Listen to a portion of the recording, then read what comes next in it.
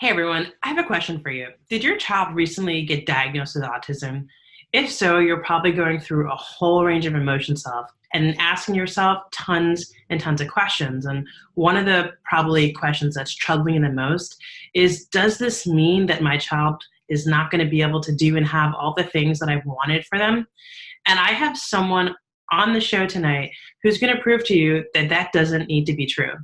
This person was diagnosed with autism when they were in preschool. They received special education services in the traditional public schools, and they've been so successful. They've gone to college, got a degree. They were special education teacher themselves now, and now they're studying ABA. And when I first met this person, I was so excited to meet him, and I knew that all the parents on my show that you guys in the channel just needed to hear his story. It's so inspiring. Armando, it's a welcome to the show. I'm so excited to have you come and share a little bit about your experience in my audience.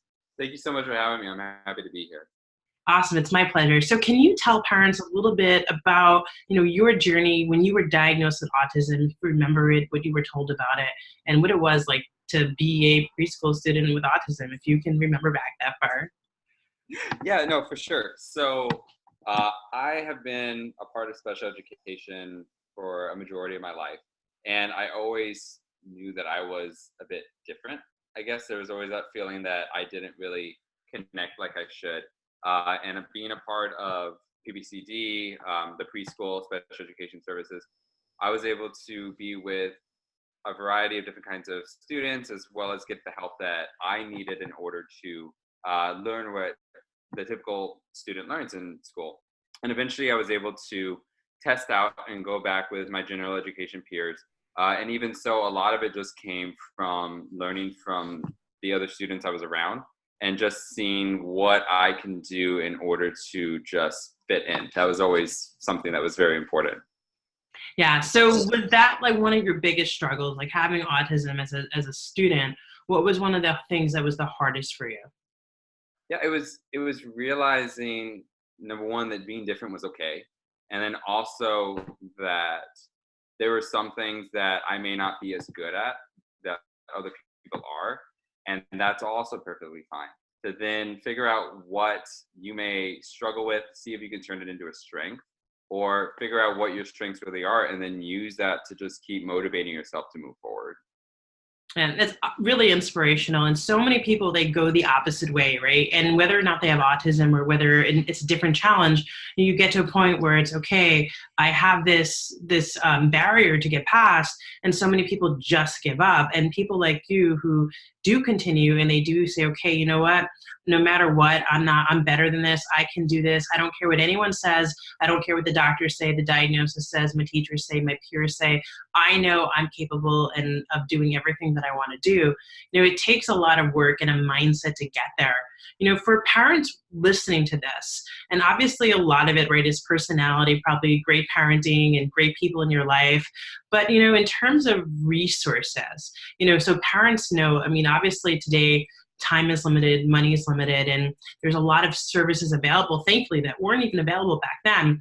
But, what did you find most helpful? Like if parents were looking for one thing to do for their kids in terms of services that would help, what was it that you found that was most helpful for you? So one thing, particularly in my situation, that was very helpful was that support. Just knowing that my family was there for me, no matter how my day went. If it was a meltdown that happened in class, or if there was some kind of difficult situation that I had gone through, they listened. And I stress that with my own students that I work with currently, as well as really anyone I surround myself with. Communication is key. Just being there for them, and like you said, that doesn't cost a thing. Just being there and able to listen to your kid and just understanding that what they're going through is difficult and that you're there for them will mean so much more once they get older. Especially, I have thankfully a wonderful relationship with my family currently, and they're the ones that I can say that I owe a lot to get to where I am. That's awesome. And I so appreciate that. So, so a parent who's on here and saying, okay, the question every parent stays awake thinking about is what's going to happen to my child when they grow up? Tell them that it's going to be okay, that you're okay, and why you are doing everything you're doing today, making a difference in the world for kids and for the kids, the parents on this channel. Yeah, for sure. So like Number one, yes, everything is going to be okay. And that's something I try and tell my parents that I work with in my own school system, is that I work currently with elementary kids, so 5 to 12 years old. So I tell a lot of them and say, sure, they're 5 now, but what happens when they're 15 or 25? And so getting the parents ready to understand that their kid is going to grow up, but it doesn't mean that they're going to be helpless or that they're going to need them forever. Allowing these children to understand the independent skills that they need to move forward is so important. So I started at an early age showing my kids, I asked them, what do they want to be when they grow up? Typically the verbal ones or even the nonverbal ones, showing them different pictures of community helpers, and then just giving them that idea that, yeah, they can go to college. Yeah, they can get a job. And then every subject that I may teach. So I have a kid currently, he wants to be a CBS worker. So every math problem I do, he wants to be that because his dad is a CBS worker. So that's always great. But every problem that I give him from math, I relate it to working at CBS, or I work it in some relatable way that he'll enjoy. So yeah, just making sure that those children understand that they are able to go to college, that it's not off the table. Nothing is ever off the table. And I stress that enough so then that way they'll remember that they can go there too. Yeah, it's awesome. I was talking to a child recently and I, said to him, where do you want to go to college or what do you want to do? And he said, I have autism. I can't go to college. And, the sad reality is that for years and years and years, that's what people were told and that's what was being taught. And that's not true. And and you're evidence of it. And I've had other guests on the show who are evidence of that. And there's just so many people who have had a diagnosis and really continue to do amazing things and really contribute to the world. And sometimes even the things that may seem, like you said, as a weakness can be a strength and it can be an asset. And there's just so many people I know that are doing amazing things in this world. So making sure children understand that. And like you said, from a young age, reiterating, okay, yes, you're different, and there may be challenges you have to face that other people don't have to face, but that doesn't mean you can't do the things that everyone else can do and the things that you want to do. It may be harder and it may take longer, but you're going to be okay. You're going to do it. So that's amazing, amazing advice. Thank you so much for sharing that with our listeners. Thank you. So if anyone wanted to get in touch with you, to follow you, hear more about your story, do you have a way they can do that? Yeah, no, I do. So currently I have several social media aspects. So I have my Facebook. Feel free to message me on there, Armando Bernal. I'm currently working with Spring, Texas, so Spring ISD.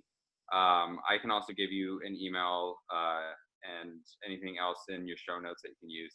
And just feel free to contact me in any way that you appreciate it. I'm currently also working with a nonprofit organization in Texas known as ASD Hope. They mix ABA as well as general public education together. So feel free to look up their website as well. I'm on there, but asdhope.com, and just shoot me an email. I'm happy to help.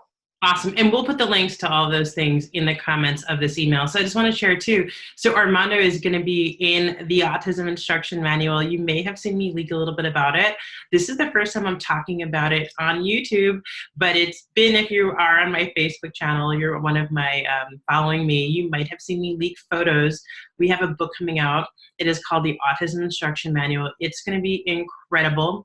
I have tons and tons of professionals together making the most comprehensive resource ever published in the field of autism. Just to give you an idea, there's over 2,000 years of combined professional experience going into this book. So it's like literally since like BC, like that's the goal. Like this is the best resource out there. So Armando is one of the contributors to that book, and follow this channel for more information. If you want to hear more about how you can get your hands on that, just like and subscribe to this channel, chat it in the video, and we look forward to seeing you again. Thanks, Armando, for being on the call. Yeah, thanks for having me. My pleasure.